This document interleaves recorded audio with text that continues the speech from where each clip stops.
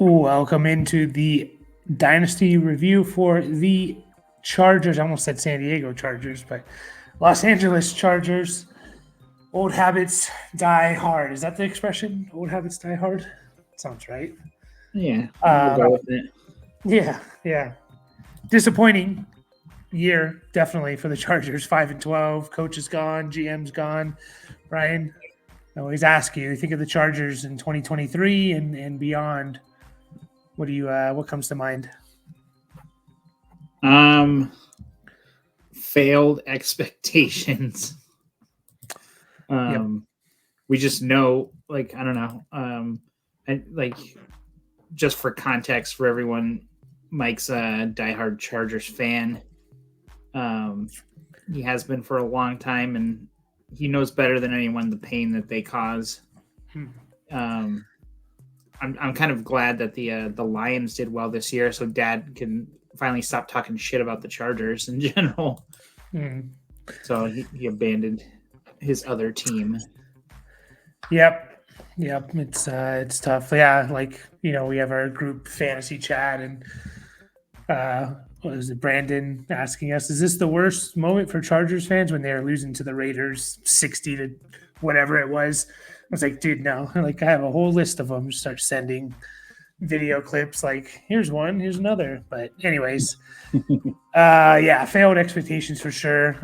Herbert gets hurt. Allen gets hurt. They both miss the second half of it. Well, Allen, I think, missed the last 4 games. Herbert missed 6-7 games. Either way, they weren't making the playoffs anyways with those guys. 5-12 head coach, we don't know yet. They're doing interviews, so we won't know for at least another week or so. Cap space, they are minus $34 million in the hole. So that's the 29th worst, 29th best, however you want to phrase it. 29th out of 32 in terms of their cap space. So they have a lot of – it's going to be a tough year, which is going to bring up a lot of discussion for a couple of these guys. So draft picks, they got the 5th overall pick. They got 3 in the top 70, which is good. 8 draft picks overall. They're going to need them because they're not going to be able to spend a lot of money, and they're going to be cutting some guys. Free agents, Easton Stick, who's been starting the last 6 games or so, he's gone. He's probably he's been the backup there he's been third string he's been on the team for 4 or 5 years, I think. He's been there a while. Obviously, no one knew who he was until this year. Doesn't really matter, though. Austin Eckler and Joshua Kelly are free agents. I see both of them gone. Jalen Guyton probably gone. Gerald Everett, another guy that's probably gone. So some names for sure. We'll start with Justin Herbert, who's really the only quarterback to talk about. I don't want to spend too much time on it because he's definitely fallen. A couple years ago, probably coming off his second year, there was debate as to it was QB4, right? Or QB3. Is it Burrow or Herbert type of thing? Now he's fallen for sure. He's still a top 7 guy. Are you dropping him to maybe top 7 at worst, or would you go even further than that to behind guys like Anthony Richardson or Brock Purdy? No, I don't think I'm going that far yet. Those guys definitely have things that are appealing about them. Purdy with his situation and his play, honestly, we can't just keep saying that. It's he's in the best situation. Well, that might be true, but he's still playing really well for himself. And Richardson, obviously, he's a whole different story, a lot of promise, and we got to see some of that on display this year, but I don't think I'm quite ready to put them above Herbert.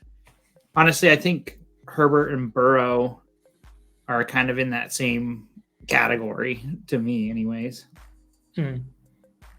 Yeah, no, that's fair. I mean, yeah, the reason I don't want to spend too much time on it is because he's still easily, at worst, he's top 8 or 9, and that's obviously super valuable. And we're approaching this from a super flex point of view. So, he's still really good. It's easy to forget, but his second year, he threw for over 5,000 yards and 38 touchdowns. there have been 12 seasons of 5,000 yards and 35 plus touchdowns. And there's only been like, let's see, 1, 2, 3, 4, 5, 6, 7 guys in the history of the NFL that have done that. A couple guys did it multiple times. Herbert's one of them. So it shows you the level he can get to. Just needs to, guys need to stay healthy is the biggest thing, really. The last 2 years, you lose Mike Williams in week 2 or 3. So, Keenan Allen missed half the season 2 years ago. And so, yeah, still super valuable. No one else to talk about with the quarterbacks. Austin Eckler is a big conversation here. I'm going to check how far he's fallen. What are you doing with Austin Eckler on a rebuilding team? What are you doing with Austin Eckler on a contending team? Because the dude just fell off a cliff, and is it the age cliff? Is it other things involved? Who knows? But this guy literally went from RB9 as early as November, and he's down to RB36. Like that's a cliff for sure. So what are you doing with him, both on contending and rebuilding teams? Yeah, you're right. He is a tough one in general. We do have to point out though, like it's not that he was necessarily doing great before this. Like he definitely had some games, but obviously there was an injury early on, which he was doing great. That one game he did play before that, his very first game. And then they had the bye week. And so, he comes back and he just didn't quite look like himself. He did have some good games there while Herbert was still there. Like his value is really in him catching balls, So it's hard to say that like we don't like Eckler all of a sudden. Obviously, like if you're a contending team, he might be an interesting one. There's no reason to do anything now, obviously. Excuse me. But I don't know. He'd be an interesting one because you could probably get him pretty cheap. Like he is definitely on like the other side of his career, the downside, however they say that. Yeah. So, going into his year 29 season in 2024, he'll be 29 years old. Yeah. So there's a lot of concerns, definitely, but I think sorry, I'm trying to like pull stuff up and I'm not having much success here. Like, my internet's really What are you slow. looking for? I just wanted to see, didn't he have a pretty good last game? No, not really. I don't think so. No. Yeah. he caught 7 passes. Yeah. I think that's what I was thinking about. Yeah. That we did see some bounce back there. And, he was playing with Easton Stick and without Keenan Allen or Mike Williams on the field. And, having those guys as pass catching threats as well definitely makes him better, Yeah. So for sure. It's obviously worrisome about like what his situation is going into next year because the Chargers definitely seem like they need a shakeup because for what we thought they could be, we just haven't seen it with the current situation. So something else is going to happen. Yeah. Couldn't you see him being like a Jerick McKinnon plus, like what Jerick McKinnon was in 2022? That's what Austin Eckler could be for a team, but even a little bit more involved than McKinnon was. Like if he goes to what if he went to like the Ravens or something like that, and he rushes the ball, he gets 115 carries, which obviously is less than 10 a game, and then he still caught 50 balls this year. He catches 50, 60 passes. And he's their red zone guy because he's really good at getting touchdowns. This guy scored almost 40 touchdowns over 2 years. Couldn't you see him being like that kind of player? He's not going to be the 200 carry, 70 catch, 100 catch guy he was the 2 previous years. Like, can't you see him getting 180 touches and 50 or 60 of those are catches? Definitely. Like, I could totally see that. He should go to Denver and be with Denver's going to get Kamara because isn't Kamara a free agent as well? Is Sean Payton? I don't think he's a free agent, but I think he's like easy to get rid of and save a bunch of money. Yeah, you're right. He is potential out. No, but yeah, he could be that for a team. And I guess my point is if I'm contending, I'm just going to hold on to him. If I'm rebuilding, I'm going to hold on to him right now because according to Keep Trade Cut, which is the community, you'd have to. He's equivalent to the pick 212, the last pick of the second round, and I'm just like, I feel like that's his ultimate low. Like, wait until free agency, see where he goes. He could get a bump. Wait until week 3 or 4 of the season and then try. And I just feel like I'd rather just wait and see and gamble on him being worth a high second or, probably never going to be a first again, or maybe a couple seconds, rather than just like selling him now. So that's kind of how I think I'd approach it, even from a rebuilding point of view. Yeah, for sure. Yeah, like I said, there's no reason to do anything right now with him or even most running backs buying or selling. They're going to be a lot more valuable once the season starts. Yeah, definitely not any running backs you have to give up like a second round or higher for. I just wait. Joshua Kelly just never panned out. He had his chance there a couple times, didn't do much. Don't even know if he'll probably fall on a team, but we'll see. For that reason, I do think I made a Dynasty stash video, kind of a deep stash, and Elijah Dotson was on that list for me. He looked good in preseason. He was an undrafted guy. They kind of kept him on the roster the whole year. I think he went to the practice squad a couple times, but it's always telling when they keep the same RB4 on the roster and they don't risk putting him on the practice squad for someone else to scoop him up. So I think that's a little telling. Obviously, the GM and coach that took him and liked him aren't there anymore, but it could mean that he has some talent. And I always think about Jerome Ford, and Jerome Ford went from the RB4 for Cleveland and did nothing his rookie year except for like return some kicks. And because of nothing that he did in the offseason, but what Cleveland did, where they lost Kareem Hunt, lost Dearness Johnson, it was like, oh, Jerome Ford, and then they didn't draft or sign anyone. It's like, oh, Jerome Ford's the RB2, and his value shoots up. So I'm always looking for guys like that. This is a team where I can see that happening. Elijah Dotson, because they don't have a lot of cap space. They have a lot of holes to fill. So I don't know if they're going to be focused on maybe getting a running back right now. So they'll bring someone in for sure. But, both Spiller and Dotson, I think, are kind of holds at this point. If you have the space, I'd say. I don't know if you have anything there.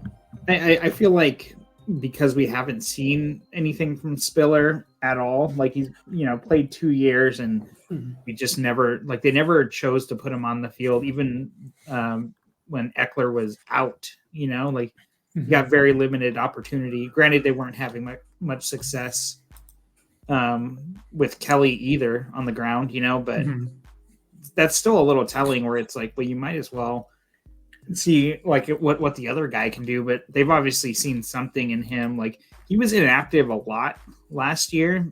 Coach's decision, I remember, because I drafted him in the second round last year, and so it seemed like clockwork. Like every week, it would be like, "Oh, Spiller is inactive. Coach's decision." And it's like, "Oh, then he's healthy again." And yeah, so it's just, I don't know. Like, I guess, like you said, if you have the space, but he's got to be at the very end of your bench, I'd say. Yeah, I'm just figuring you're probably not going to make too many moves between now and then. It's just he's definitely going to be the first to cut kind of guy for rookies. But I don't know, see what happens in free agency, and maybe he has a spot. But I kind of agree with you. The receivers are going to be interesting. Again, Keenan Allen is awesome when he's healthy. I think there were only 3 receivers this year to average more than 17 points in half PPR. It's Tyreek, it's CeeDee Lamb, and it's Keenan Allen, average 17.3. Amon-Ra average 17. So if you want to expand it to that, there's 4 guys. So he's obviously really good. Problem is they have a potential out. They need to save a lot of money. I don't know what they're going to do, to be honest. Still think he's super valuable. And again, he's kind of like Eckler, not in the same, I don't think he's done, but if you're rebuilding, I don't know if selling him now is you kind of sell. His value is always going to dip at the end of the year, right? Because he's an older receiver. Yeah. Just kind of wait, until his value should go back up. I don't know if you have anything on Keenan Allen. No, not really. I wonder how much he was still injured at the end of the year, or they were just basically like the season was lost. They knew Herbert wasn't coming back, and so it was kind of just like, I don't know, why even like throw him out there to injure him? Because I feel like he has nothing to prove. Meanwhile, like on the flip side, if you think back to what we were saying about Austin Eckler, like he wasn't playing super well this year, so maybe he felt like he had something to prove just to get some more good tape out there before the end of the season. So maybe that's why he, continued to play, at least to like kind of like see what's going to happen in free agency, like you said with Eckler. So, but I feel like Allen's, he's solid. He still finished I see him as wide receiver 8, and that was only in 13 games, like 8 overall. So it's just like, extremely valuable. Just hold unless you can get a haul for him. I'd say you need at least, I'm trying to think. It's more than a first, definitely, but I'm trying to think like what a good player. Like I'd say maybe a first in like Zay Flowers or something like that. I'd make that move, especially if I'm rebuilding. I don't think you'll quite get that right now. No. But I would say if you're not getting something like that, then there's no real reason to move on right now. Yeah. And you're not going to get that right now in January. You just aren't. Like people are going to want to kind of see it again. It's crazy though. He had the most catches in a single season this last year in 108. He could have broken the all-time catch record. He was on pace to fall 8 short. He had his second most receiving yards in a season, second most touchdowns. So yeah, he was awesome. Should still be. He's the kind of player that kind of ages well too, because he wins with his route running. Mike Williams is a tough one. I think he's probably gone from this team, tore his ACL. They have a potential out on him. He's one of those as well. Like when he's playing, he's pretty good. Like the last 3 years with Herbert, obviously he only played 3 games last year, but 2023. But in those 3 games, he averaged 13.5 half PPR points, which was really good. In 2022, he averaged 11.2, which is probably top 20, top 24 wide receiver 2. 2021 was his best year. So when he plays, he's good. It's just he doesn't play. I don't know. Like, where are we at with him? Because I think he's almost 30, 29. Yeah, he says he's 29 here. I don't have his birthday in front of me. October 4th. So, yeah, about a quarter of the way, third of the way into the season. He's 30. I don't know. Like, where are you at with? Is he just another hold if I have him, I guess, and hopefully his value spikes? Yeah, I would think so. He is one of those players. I feel like I'm kind of actually surprised to see his game log. Like, obviously, he missed most of this season and 5 games last year. But I thought before that, even he had kind of like health issues, but he was only missing like 1 or 2 games a year. Yeah. But like I don't know what you do with Mike Williams. Like, you're definitely like holding him. I'm looking at the value of these receivers, and I'm kind of blown away with it. Like, they're saying Keenan Allen is like pick 2.5. They're saying, because I was thinking it's like, dude, I'd give up my late first for Keenan Allen right now if I had like a solid contending team, or even if I just won. Yeah, like I would give that up for Keenan Allen. But they're saying pick 109, pick 110 for both of them. So, which is kind of crazy. So I don't know how I feel about that. Like, I would easily give up 2 seconds for Keenan Allen, or, if you could get Mike Williams for a second, I'd probably still do that too. Like, especially you're just adding an older guy who you're probably buying low on Mike Williams, honestly. But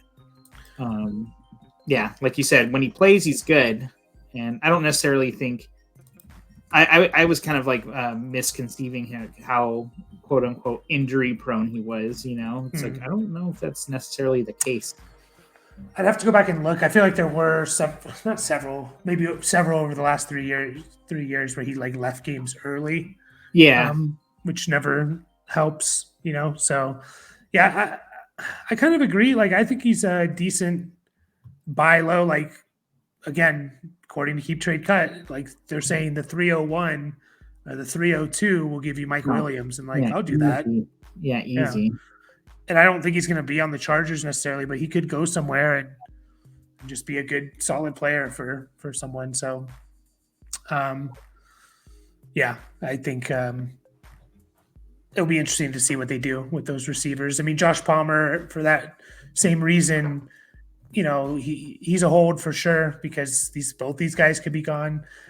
Quentin Johnston, obviously, you got to give it more time, I guess. Like it doesn't look great because he got his opportunity and didn't look good, but who knows? Things can happen, things can click. You don't want to just sell low on him. He invested the 106 potentially 108 in him. So yeah, I mean, I don't know if there's much to say about those two guys besides. Quentin Johnston, people want to hear about, but I think we're spoiled with like receivers sometimes, and we see them really go off. Their first year, and we expect that for everyone now. It's like, no, not necessarily. Like, look at Nico Collins. He didn't go off. He didn't have 500 yards until this last year, and he's like 1,300 yard receiver. Like things could change for sure. Yeah, I definitely think a lot of these guys could be buy lows. It's like Josh Palmer. I can't imagine anyone's really valuing him very much, and he could easily be, the wide receiver 1A, 1B with Quentin Johnston next year for a great quarterback. So I think both of them, given like where they're being ranked and stuff, you should be able to get Quentin Johnston for something similar. What we were just saying, like a late second. Mm-hmm. I bet you there's a lot of people who would be willing to do that right now, and just get him off the team. It's like I would totally buy for that. Yeah. I mean, he's all the way down to wide receiver 50. Like he's below like Demario Douglas, who we talked about yesterday.